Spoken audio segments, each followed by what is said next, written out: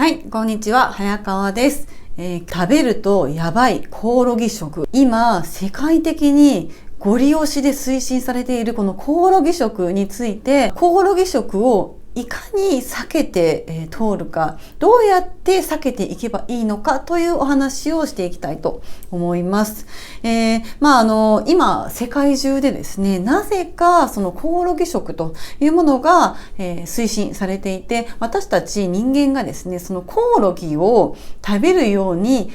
仕向けられているという動きがありますよね。日本でもですね、多くの企業がそのコオロギ食っていうものに参入していまして、かなり浸透してきているかなっていう、状況になっているかと思います。で、政治家の方がですね、食べて美味しいって言ったりとか、芸能人の可愛い女優さんなんかがですね、食べて、超美味しいとか言ったりして、もうめちゃめちゃこの広告塔になって PR してるっていうのが丸分かりなわけなんですけれども、そういった形でどんどんですね、ちょっと異常だなっていうぐらいコオロギを推してきていますね。で、やっぱりそうやってどんどんコオロギを食べさせたいっていうのは見えているわけなんですけども、やっぱりそうは言っても、私はそんなコオロギなんて気持ち悪いから食べたくないですっていう方も、多いと思うんですよね。どっちかっていうとそっちの、考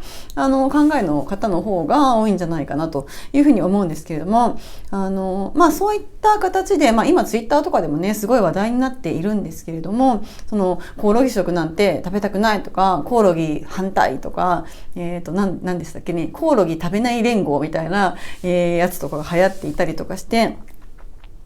結構騒いでるっていうのがあるかと思います。で、そういった風に騒いでいる人を見てですね、別にそんなコオロギ食べたくないんだったら別に食べなきゃいいだけでしょっていう風に思う方もいると思うんですけれども、ただですね、ちょっとこの推進の度合いからして、やっぱり食べたくないから食べなくていいとか、食べたくないから私食べませんって言って、全くコオロギを、体内に入れずに済むっていう状況には、ならないっていう、心配があるっていうか、そういう可能性がかなり高いんですよね。そういうわけにはいかないというところですよね。有名なところで言うと、最近話題になっている敷島製パンパスコですね。パスコがそのコオロギのパンを販売していますし、もちろん全部のパンがそうっていうわけじゃないんですけれども、その敷島がパスコがですね、コオロギパンっていうのを販売していることによって、結構多くのパン屋さんにそういうそれが常識的みたいな感じなのが広まっているっていうのもありますし、なんとですね、良品計画ですよね、無印良品にも、出ているということなんですよね。無印良品もコオロギせんべいとかコオロギチョコとかそういったものを販売されて、いるわけなんですけれども、無印良品っていうとすごく、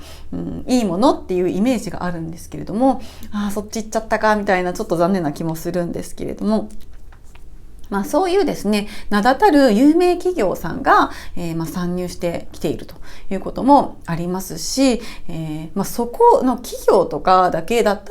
たら、その売っているもの、明らかにそのコオロギ入ってますっていうコオロギパンとかコオロギスナックとか言って売っているものであれば、避けることはできますよね。なんですけれども、なんとですね、そこだけじゃなくって、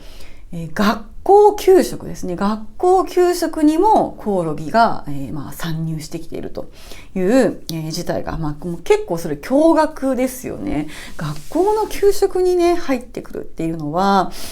かなり驚愕で、給食で出てくるっていうのは、もはやもう強制ですよね。反強制みたいな感じですよね。もちろんそれ、断ればね、うちはコオロギ食べませんみたいな、うちは牛乳飲みませんみたいな感じで、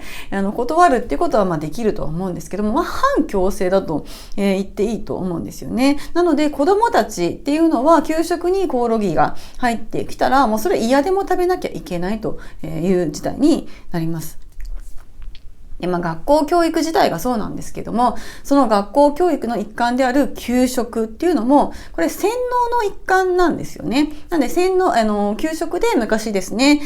パンと牛乳っていうのが導入されて、それはずっと日本人にパンと牛乳を食べさせるように洗脳するために、給食にいち早く導入されてきたということもありますけれども、それと同じですよね。その子供の頃から当たり前のようにコオロギを食べるっていうことによって、コオロギ食って当たり前でしょみたいな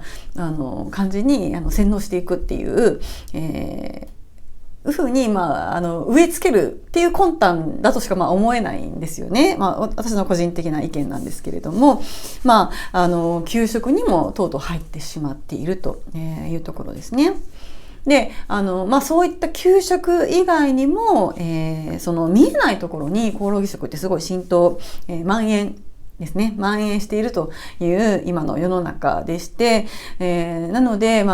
食べたくなければ食べなくてもいいでしょっていう、なんていうんですかね、そういう論理はまかり通らなくなっているというのが現状なのではないのかなというふうに思います。で、もちろん別にコオロギ全然食べてもいいよとか、なんか面白そうじゃんって、美味しそうじゃんって、食べたら結構美味しいじゃんみたいな感じで栄養取れるんでしょうっていうので、新しいもの好きの方とか、そういう食の安全とかですね、食と健康っていうことにそもそもそんなに興味がないっていう方は全然食べますっていうふうに言うと思うんですけれども、私はですね、やっぱりコオロギは食べたくないです。食べたくない派ですね。食べない派と言ってもいいんですけれども、なので今回はですね、そのコオロギ食べたくないよって思っている方に向けてですね、かなりもう一般的にそれでも浸透してきてしまっているコオロギ食に対して、なんとか避けて通っていく方法っていうのを、お話ししていきたいなというふうに思います。で、まずですね、そもそもなぜコオロギが推進されているのか、こんなにもご利用しで推奨されているのかという理由ですね。コオロギが勧められている理由ですをちょっとこちらに書き出してみました。ちょっとこっちのここから、下じゃなくてここから上がその推奨されている理由ですね。はい。ちょっと順番に見ていきますけれども、まずはこれですね。一つ目、人口増加によってタンパク質が不足するということが懸念されている。ということなんですけども、世界的に食料不足が、食料危機みたいなのが、来ると言われていて、今後10年とか20年とか、早ければ5年以内には、この世界中で食料不足っていう事態が、起こるというふうに言われていてですね、特に不足するのが、このタンパク質が不足しますよっていうことが言われているらしいんですね。人口がどんどん増えていくことによって、肉の需要がまずそれに伴って増加すると。で、肉の増加は需要していくんだけども、それを畜産っていうのも結構限界があるので、それで足りなくなるということですね。で、肉とかがなくなってくるとイコールタンパク質も不足してきますよというお話なんですね。やっぱりタンパク質って人間が生きていく上で非常に重要な栄養素になりますので、それを何かで補わなければいけないということですね。そして2つ目のこの畜産っていうもの、そのお肉、タンパク質源であるお肉を、作っていくためには畜産っていうものをしていくんですけれども、その畜産っていうもの自体はですね、地球の環境に負荷をかけているということが、言われています。で、その畜産が負荷かかっていろいろ大変なので、その効率が悪いんですね。畜産だけじゃなくて水産もそうなんですけども、効率が悪いのでどんどんこう持続していって、その人口増加に伴う、タンパク質の供給が間に合わなくなるよといったところですね。で、追いつかなくなるといった事態が、起きると。タンパク質危機と言われているものですよね。で、かつ畜産自体がですね、追いつかなくなるっていうのもあるんだけれども、地球環境にそれ自体が負荷をかけてますよ。要は、地球温暖化とかね、言われていまして、その地球温暖化に拍車をかけるのが畜産なんですよ、ということも言われているんですよね。畜産っていうのはやっぱりですね、お水たくさん使うし、飼料もたくさん使うしっていうことで、畜産によって生産される動物性タンパク質のもう数倍とか、数十倍ぐらいの飼料っていうのが必要に、餌ですよね。動物さん、豚さんとか牛さんとかが食べる餌っていうのが大量に必要になってくると、いうわけなんですけれども、そこもすごくコストがかかりますし、あとはその牧草地帯とか、そういったところにも広大な耕地が必要になってくるので、森林伐採にも拍車をかけたりとかっていうことで、要は地球環境に、悪い影響を及ぼしますよということが言われていますね。特に牛肉なんかは牛さんが出すゲップが、何でしたっけ、メタンガスだからどうのこうのっていうので、温暖化がそれで進んじゃいますよとかって言われて、環境破壊で牛肉をもっと減らさなきゃいけないみたいなこととか言われていたりとか、しますよね。いわゆる SDGs の推進みたいなやつですよね。SDGs っていうのもね、いろいろちょっと怪しい面がいっぱいあって、全て鵜呑みに、することはちょっと危険だなっていうものなんですけれども、その畜産が環境に負荷を与えているということが2つ目で、3つ目が、やっぱりそのコオロギっていうのが、タンパク質の代替として有力なので、推進されているというところですね。こういった上2つの関係で、タンパク質足りないから、その代わりになるものが必要ですよね。で、それに、必要な代替物としてコオロギっていうのがすごくいいですよという、結論になっているわけなんですね。でその昆虫食っていうのはもともとはあるし、それが推奨されてきたんですけれども、特にその今コオロギを推しているのは、まずその肉に近い成分の高タンパク質食品であるというところなんですね。コオロギのが持っているタンパク質っていうのが、肉に近い成分だというところですね。で、もう一つがビタミンとかミネラルとか動物性脂肪、これも豊富なんですね。コオロギはビタミン、ミネラル、動物性脂肪が豊富といったところ。そしてコオロギを飼育していく上で必要なお水とか餌ですね、飼料っていうのが少なくて済むっていうことがあります。そして、成長が結構早いので、他の昆虫と比べても成長が早いんですね。なので、その飼育場所っていうのはそんなにたくさん取らなくても済むということがあって、結構利点が多いわけなんですね。コオロギっていうのは。で、かつその CO2 の排出量っていうのもすごく少なく済むということで、環境負荷が低い。なので、いろんな意味で、こういった意味でですね、コオロギっていうのが推進されているということになります。で、昆虫食だったら何でもいいんじゃないのって、思うんですけど、で、そこでなぜそのコオロギだけがやたら推されているのかっていうと、コオロギ独特のメリットっていうのもいろいろあるわけなんですね。で、そのコオロギのメリットっていうのはこの真ん中のところの4つ今挙げているものなんですけれども、代表的なメリットですね。まず1つ目は栄養価がすごく優れているということですね。その他の昆虫と比べてコオロギは非常に栄養価が高いというふうに言われています。もちろん家畜と比べてもですね、栄養価がとても高いというものなんですけれども、まずですね、そのタンパク質は、乾燥したもの、乾燥物の42から 45% の含有量で、なんとタンパク質は牛乳の2倍に相当するということなんですね。そして動物性脂肪。これもですね、乾燥物の23から 29% で、含有量が多いということで、さらにですね、必須アミノ酸とか、ビタミン B12 とか、ビタミン B12 って豚肉に多く含まれている、ビタミンなんですけれども、それとか、あと、オメガ3脂肪酸。オメガ3脂肪酸って、すごくいいですよって、魚とかにね、入っているものなんですけども、それもですね、牛乳より豊富だということですね。で、さらにですね、ミネラルもあるんですよ。カルシウム、マグネシウム、鉄、銅、マンガン、亜鉛。そういったミネラルもコオロギには含まれているということなんですね。なんかすごいですよね。で、さらにですね、殻、コオロギってそのちょっと硬めの殻があるんですけれども、それがエビとかカニですね、と、同じ成分、エビとかカニのその成分、キチンっていう成分があるんですけれども、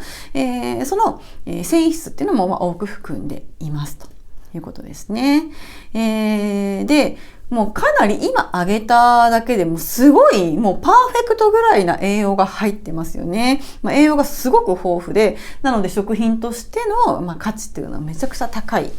わけなんですよね。で、あとはですね、なんか最近の研究ではアルコール性肝疾患の予防にも有効であるというふうにも言われていたりとか、あとはビフィズス菌の増加をサポートする働きなんかもあったりっていうことで、腸内環境にもいいなんていうふうにも言われているわけなんですよね。なんか本当にここまで聞くと本当にって思うぐらい、そんなに栄養があるのコオロギってだってそんなに栄養があるんだったらもっと前から食べようよっていうツッコミも入れたくなるわけなんですけれども、そういった優れた栄養価があるっていうのがまず一つ目で、二つ目が、飼育がしやすくて、環境負荷、畜産とかに比べるとですね、環境負荷が少ないというのがあります。で、もちろんその畜産に比べたら大幅に環境負荷少ないですし、他の昆虫と比べても環境負荷少なくて飼育が簡単なんですよね。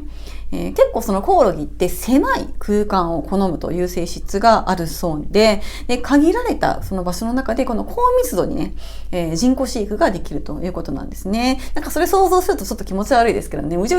ってその狭いところにコオロギブワーっていっぱい飼うみたいな感じなので、ちょっと気持ち悪いんですけれども、でかつだいたい1ヶ月ぐらいで収穫できるという感じなんですね。なんで、大量生産が可能ということがあります。で、あと、餌なんですけども、餌もですね、コオロギっていうのは雑食なんですよ。なんで、何でも食べますね。何でも食べるってことは、変な違う虫の死骸も食べるし、人間の糞とかのね、なんていうん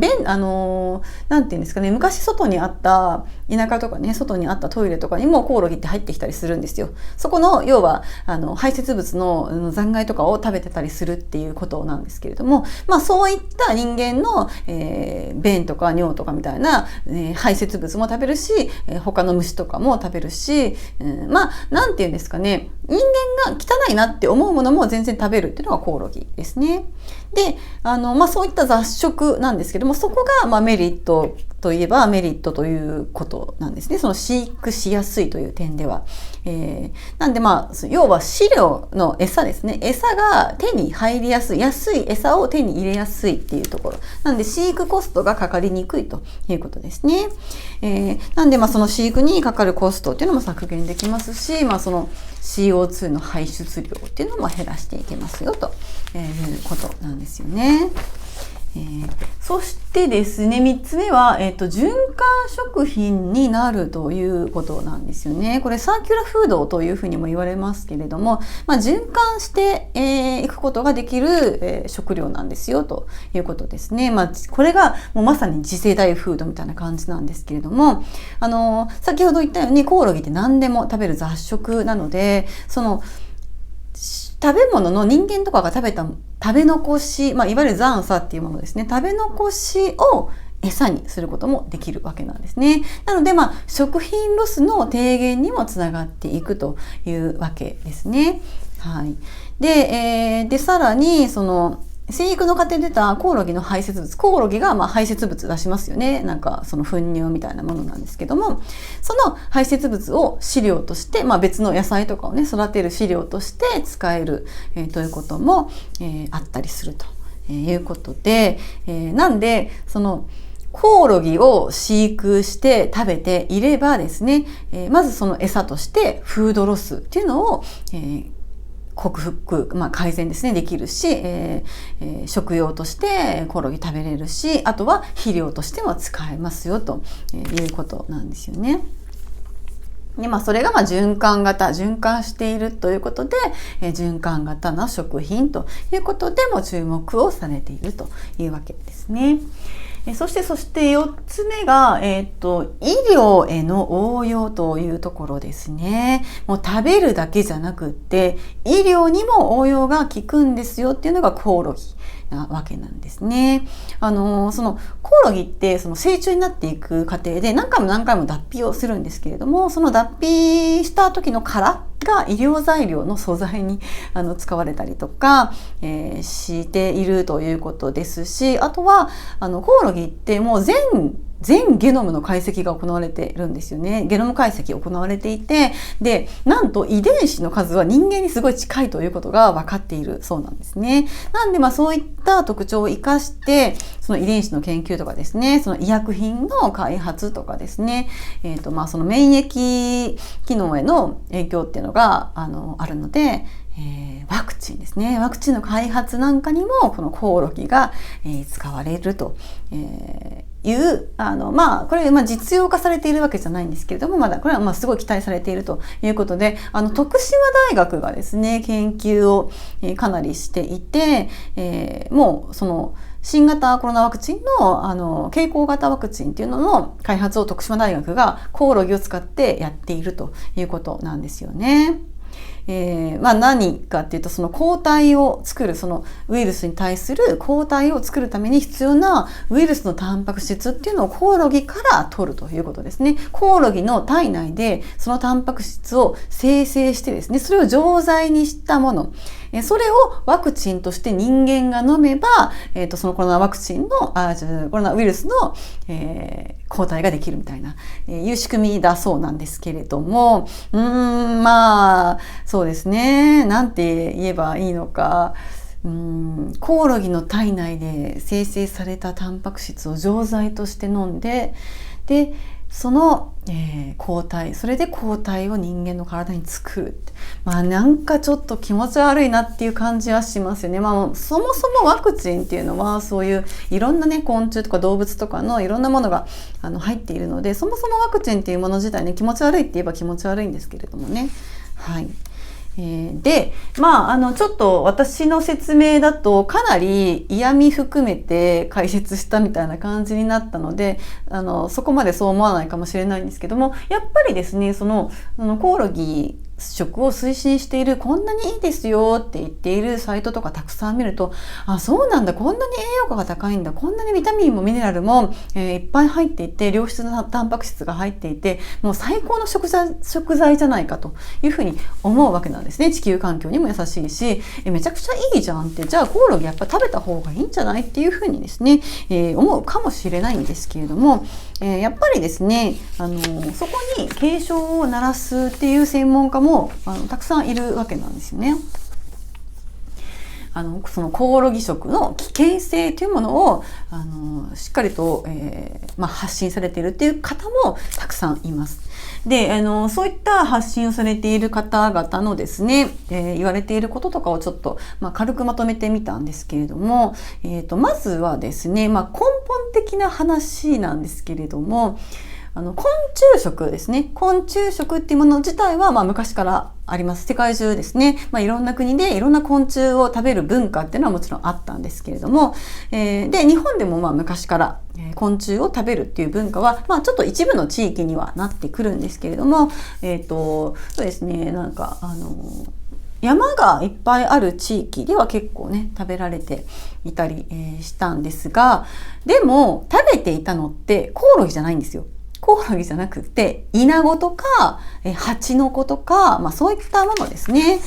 なんか海外ではアリとか食べますけどね。で、日本で言うと、そのイナゴっていうのは結構ね、食べられてきたんですけども、イナゴっていうのは、イナゴっていう名前の通り、稲を食べるんですよ。稲が主食なんですね。だからすごいお米のね、稲のところにいるのがイナゴなんですけれども、でそれに対してコオロギっていうのは先ほど言ったように雑食なんです。何でも食べるんですよ。人間が汚いと思うようなもの、死骸とかね、そういったものも食べます。なのでそれを昔の人は知っているから、コオロギってあんまり食べたくないなっていう、本能的なものがね、きっとあると思うんですけども、それで食べてこなかったわけなんですよね。だから、昆虫食自体は昔からあるし、昆虫食をしてきたような地域の人々であっても、イナゴは食べてもコオロギは食べてこなかったわけなんですよ。なんで今までその栄養が高いっていうものなのに、なんで食べてこなかったのかっていうところをまず疑問に思った方がいいよっていうところと、やっぱりこれまで人間がほとんどとか一切ですね、一切食べてこなかったものを食べるっていうことはですね、その食べ物を分解する分解酵素、人間の体にありますかっていう話なんですよね。おそらくね、あまりないんじゃないかなと、いうこともありますので、そういった意味で危険性ありますよというところもあります。で、あとはですね、漢方では昔からそのコオロギには微毒があるというふうに言われています。微妙なんじゃない。そうですね。微量の毒ですね。微毒があるというふうにも言われていて、不妊薬というふうにも、指定されている。指定されているというか、漢方ではそうやって言われているわけなんですね。なので、特に妊婦の方は絶対コオロギ食べちゃダメですよっていう禁忌になっているんですよ。そんな、禁忌になっているコオロギを今大推進しているっていうのはちょっと謎ですよね。はい。あとは、エビカニとかに、甲殻類のね、アレルギーがあるっていう方は結構いると思うんですけども、そういった方もちょっと注意が必要で、そのエビとかカニとかみたいな甲殻類が持っているものとコオロギって同じものがあるので、そういったアレルギーになりやすいということもあります。で、もちろん野生のコオロギを食べるっていうのは言語道断というかもってのほかってことになるんですけれども、もちろんこうやって今ね、こうやってパスコとか無印良品とかで売っているコオロギっていうのはちゃんと養殖されている綺麗な環境で育てているコオロギっていうことにはなるんですけれども、ただその養殖しているからといって確実に安全なのか、野生のやつと全く違うのかって言ったら、そこは絶対大丈夫ですとは言い切れないですよね。言い切れないと思うんですよね。しっかりね、その辺が全部把握されていて管理されているのかどうかって言ったら、ちょっと難しいんじゃないかなと言ったところですよね。そのコオロギってやっぱり一匹一匹すごいちっちゃいですよね、コオロギって。で、ちっちゃいので、その部位にしてもやっぱ食べてはいけない部分とかももちろんあるはずなんですけれども、そこちゃんと分別できてるのかとか、あとそのコオロギが排出したその便とかそういうものをつきっぱなしになっている可能性だってあるわけですよね。結構細かいのでね、分別難しいと思うんですけども、それ全部もきちんとやらずにまとめてバーって粉にして、もう今粉末とかでね入れられているので、粉末とかにしてしまったらもう何が入ってるかちょっと分かんないっていうところがありますよね。で、その牛とかね、を食べてもタンパク質の摂取源として牛とかを食べるっていうのは効率が悪いからコオロギで取っていきましょうっていうふうにね、こうやって言われているわけなんですけれども、別によくよく考えたらその畜産がダメなんだったらじゃあ畜産はもうちょっと改善するとして、他にもタンパク質源っていっぱいありますよっていうことなんですよね。魚もいいですし、ナッツとか豆、大豆ですよね。日本人がよく食べる大豆とかにも、ありますので、別にコオロギじゃなくてもよくないですかってっていうのはすごい自然に誰もが思うことだと思うんですよね。別に牛乳でもいいじゃないですかと、いうことが、あると思うんですけど、その辺どうなんでしょうという、疑問がすごいね湧いてきますよね。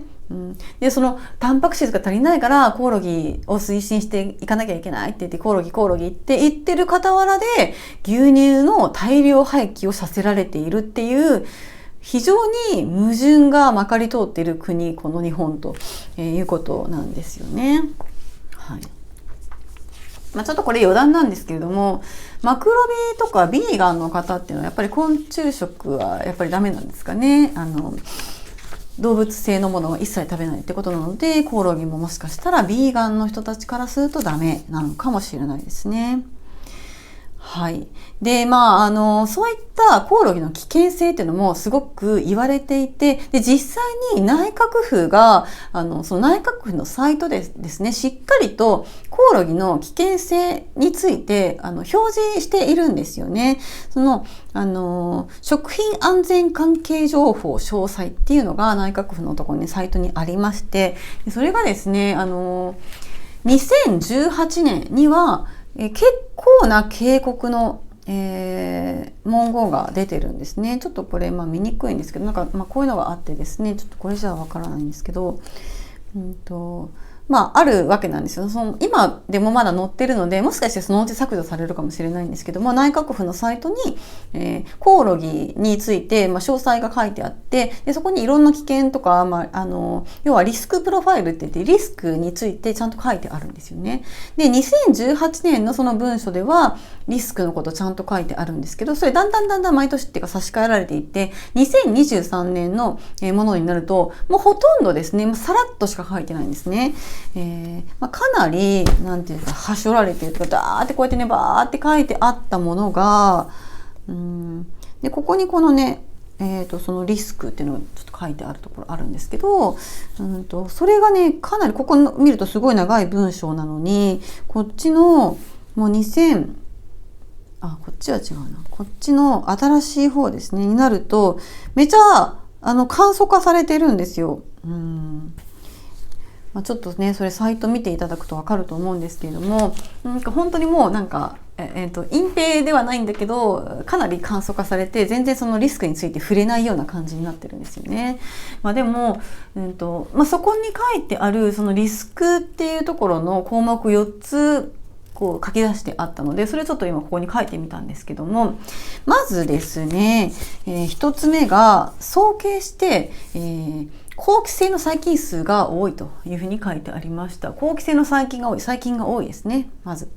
要は菌がいっぱいいるんですよということがまずしっかり書かれていますし、あとはですね、その菌っていうのがいろんな種類いるんですけども、加熱処理後も芽胞形成菌の生存が認められるというふうに書いてあります。なので加熱処理をしたら菌全部死にますよっていうことではないということですね。熱に強い菌っているんですよ。細菌って大体その熱に弱いの多いんですけれども、納豆菌とかもそうなんですけど、芽胞っていうものを作っていく菌っていうのは非常に熱に強いです。100度ぐらいとかで消毒しても、殺菌されない、生き延びるっていう性質を持っている菌がいるんですけども、そういったですね、加熱しても生き残る芽胞菌っていうのがありますよ。で、実際加熱処理してもそれが生存していましたよっていう事実があるということも書いてあります。そしてさらにですね、やっぱりその昆虫なので、その昆虫由来のアレルギー源ですね、アレルギー原性の問題があるということも書いてあります。なんで、アレルギーが起きるかもしれない、そういう可能性はあるよということですね。で、4つ目が、重金属ですよね。重金属、カドミウムとか、そういったものが、生物濃縮される可能性があるというのもしっかり明記されています。で、この4つに関してですね、しっかりこうやって書かれているのが2018年の文書なんですよ。で、2018年から今19、20、21、22、5年ですね。5年ぐらい経っているんですけど、その5年でそんなに植物じゃない、昆虫の生態系って変わりますかって思いますよね。そこもね、ちょっとね、なんでそんなに急激に、じゃあコオロギ大丈夫です、大丈夫ですっていう風になっているのっていうのはちょっと、謎ですよね。で、さらにその寄生虫とかカビ類、ウイルス、ブリオン、抗菌剤耐性及び毒物などの、他のリスクは低いと判定されたと書いてあるんですけれども、2018年の文書ですね。だけれども、数種のリスクに関してはさらなるエビデンスが必要であることを強調しておくというふうに、2018年の時点では言っているわけなんですよね。で、それから5年間、別に昆虫食めちゃめちゃ、広まったりとか、すっごい研究が、されて、研究はされていると思うんですけどね、昆虫食が広まって一般に浸透しているってわけじゃないので、エビデンスってないですよね。はい。でも食べてすぐのエビデンスっていうのももちろんそんなにないですし、もちろん人間がそれを長期にわたって食べ続けたっていう場合のエビデンスっていうのも当然ないですよね。それは最近流行った強制的になんか打たされたお注射みたいなものもそうなんですけれども、だからこういう問題っていうのが全てクリアになっているかって言ったら、もう甚だ疑問という感じですよね。養殖していれば安全だから養殖だったら大丈夫って言うかもしれないんですけれども、ちゃんとその養殖はこういうふうにしましょうっていうなんかルール決めとかもまだされてないじゃないですか、しっかりと。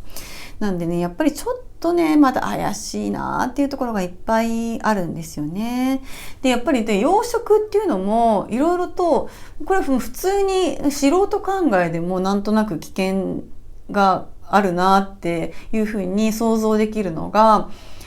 その虫ってめちゃくちゃちっちゃいで飛びますよね。コオロギってバーって飛んでいくっていうやつなので、それが大量にすごい狭い部屋の中で大量に飼育されているわけですよ。で、それが何かのきっかけで、何かの人為的ミスとか、何かその停電しちゃったとか、なんか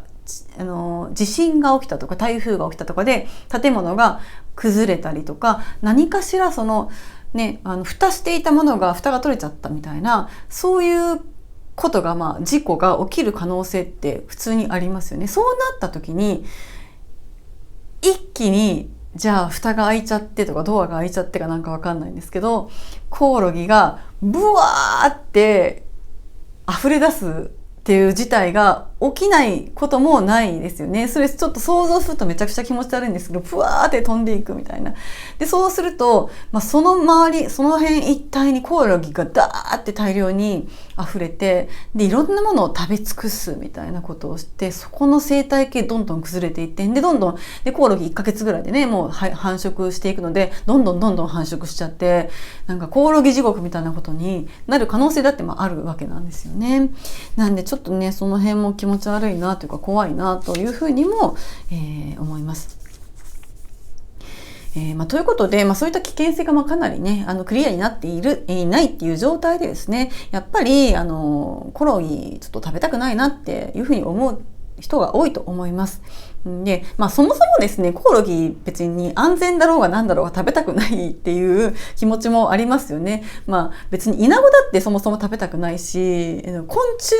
自体がめちゃくちゃね、なんか気持ち悪いって思う人が気持ち悪いと思わない人ももちろんいっぱいいると思うんですけど、昆虫大好きな人もいると思うんですけども、やっぱり結構ね、昆虫自体が気持ち悪いって思っている人の方が割合的には多いと思うし、それを食べるってなるとですね、やっぱりね、抵抗がある人の方が圧倒的に多いんじゃないかなと思います。なのでですね、なの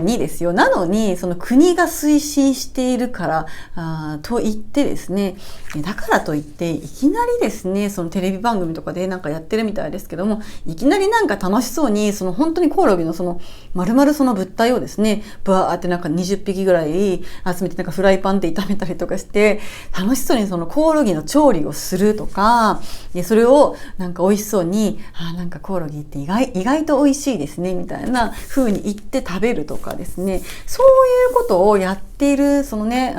芸能人の人とか、それやらされてるんだと思うんですけど、それちょっと見るとね、ちょっと頭おかしくなっちゃったのかなって思いますよね。気持ち悪くないんですかってね、思うのが多分普通の感覚じゃないかなっていうふうに思うんですけどね。どう見てもちょっと頭おかしいよなって思っちゃうんですけどね。言わされている、やらされてる感っていうのが強い、すごいですよね。でもですね、やっぱりそうやって洗脳されていって、まずはテレビとかね、そういったところから洗脳されていって、だんだんみんなコオロギ食べるのって普通だよねみたいな感覚になっていくんでしょうね。なんかちょっとね嫌だなって思うんですけれども、私はですねそっち側の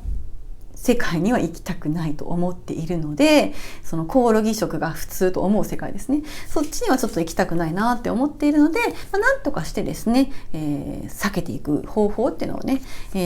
取ろうかというふうに思っています。避けていく道を取ろうと思っているんですけども、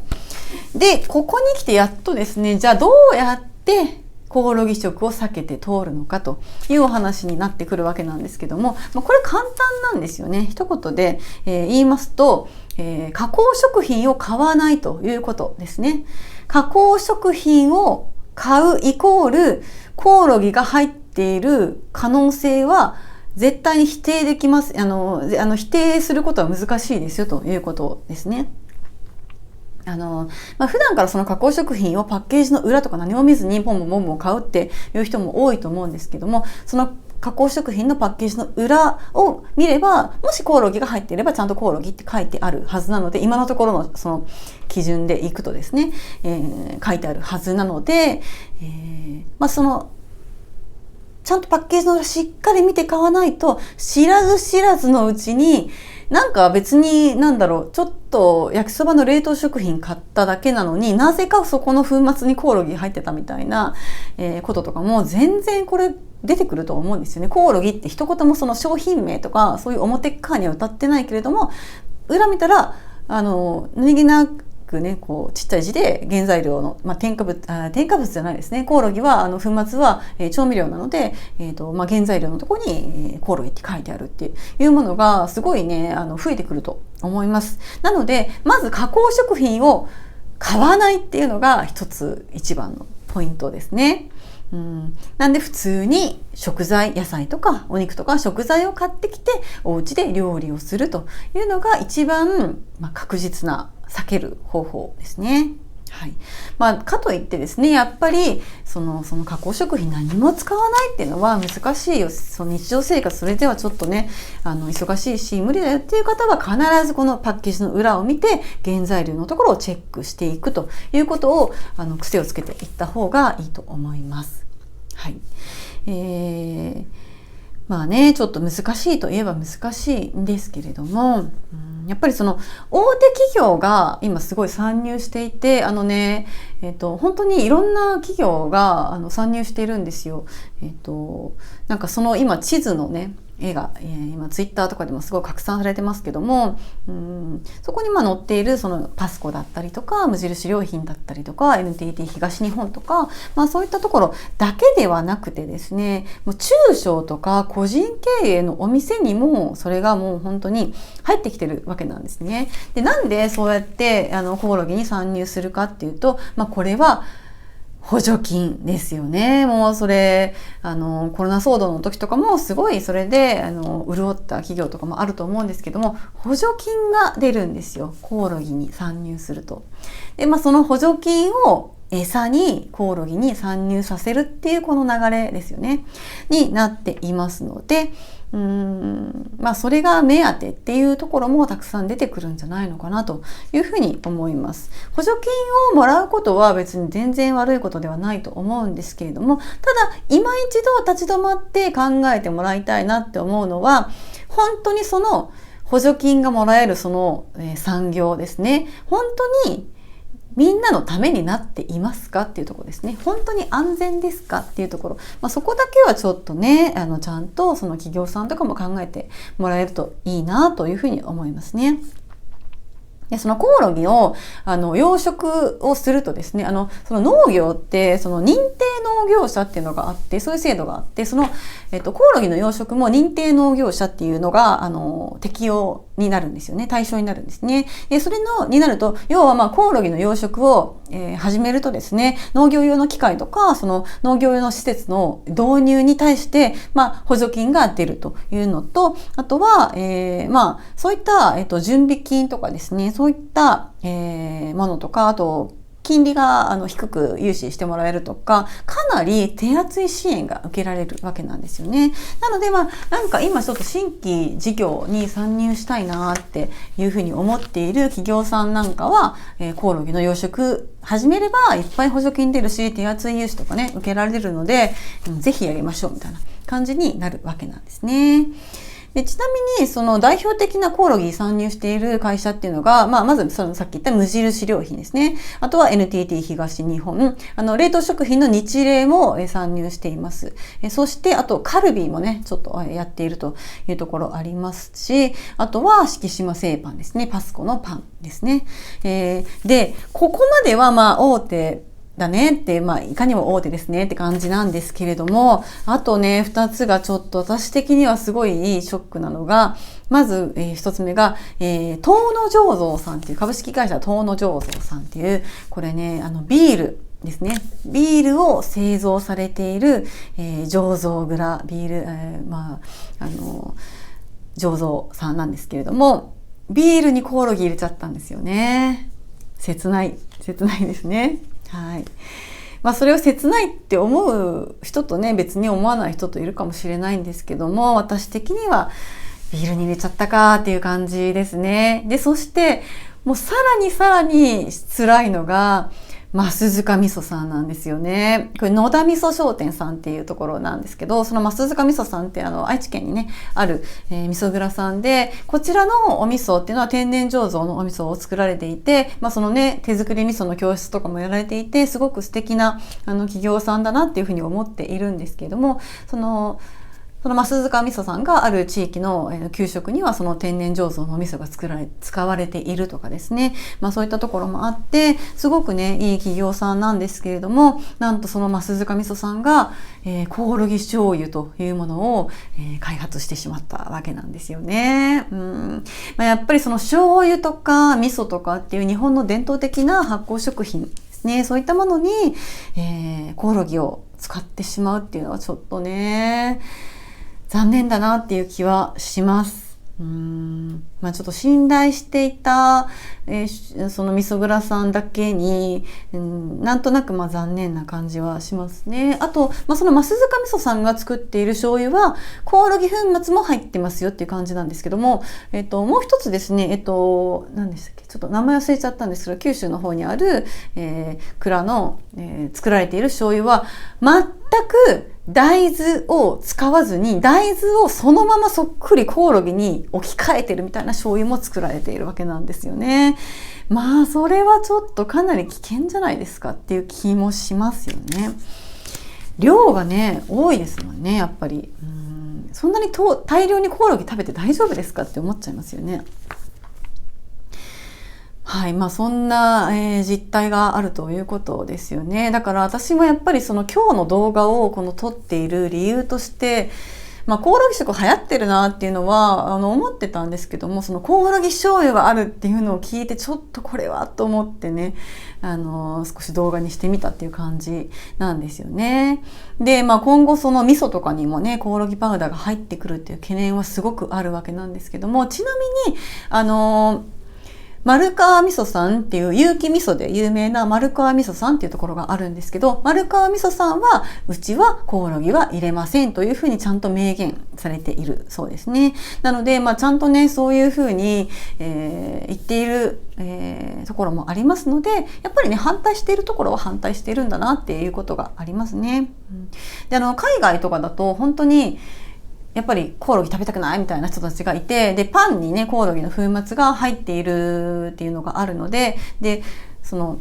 個々の個人商店のパン屋さんとかでちゃんとねもう張り紙とかしてあって、うちはコオロギ入れてませんみたいなパン屋さんも結構いっぱいあるみたいなんですよね。だから日本もそのうちねそういう張り紙するパン屋さん増えてくるんじゃないかなというふうに思います。そうやってね貼っていただけるとすごいありがたいですよね。わかんないですからね、入ってるか入ってないかっていうのは。なんで要は補助金がもらいたいからコオロギにコオロギ食参入して取り入れてるんだけれども、だけどコオロギ入ってますっていうと消費者の方から嫌だっていうふうに、食べたくないっていうふうに思われるから、それだと嫌だからそれ隠してコオロギ入れてるけどでもそれコオロギ入ってますって歌ってないとかね、そういうのも出てくるんじゃないのかなというふうに思っているんですよね。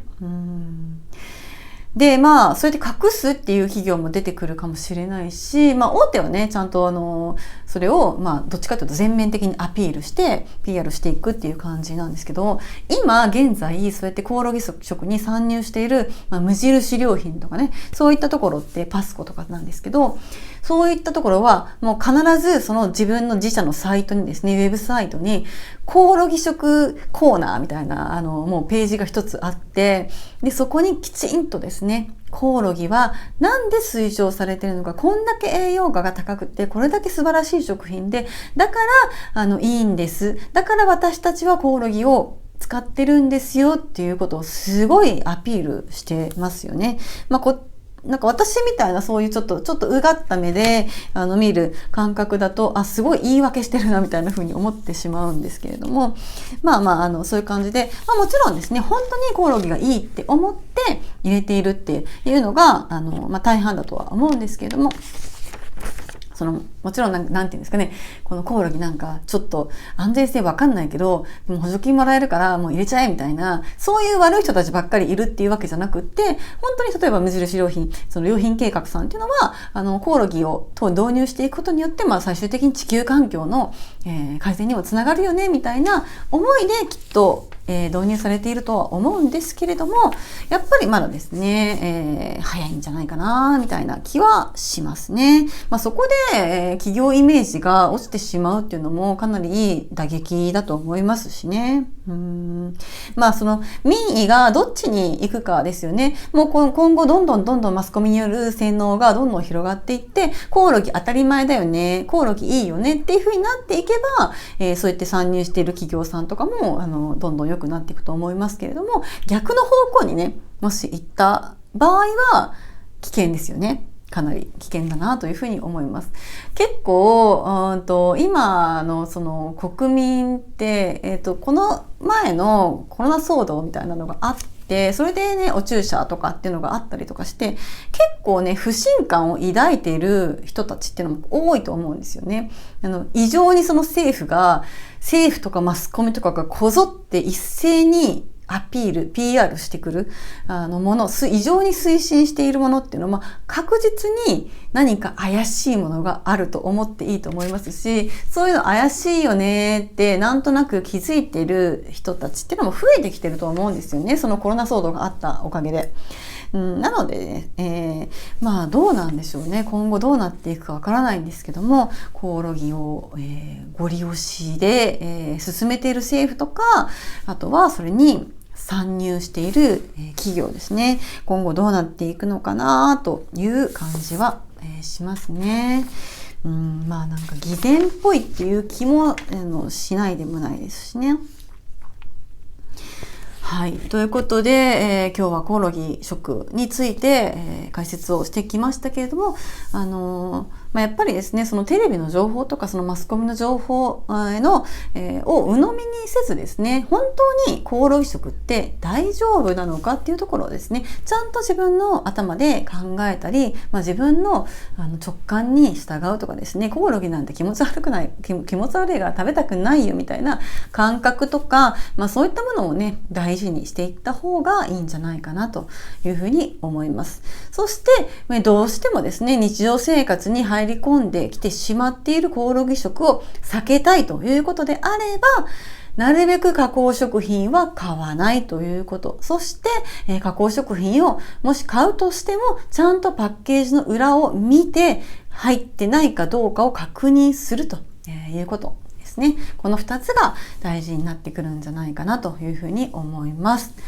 はい、ということで、今回は長くなりましたが以上となります。また次回の動画でお会いしましょう。さようなら。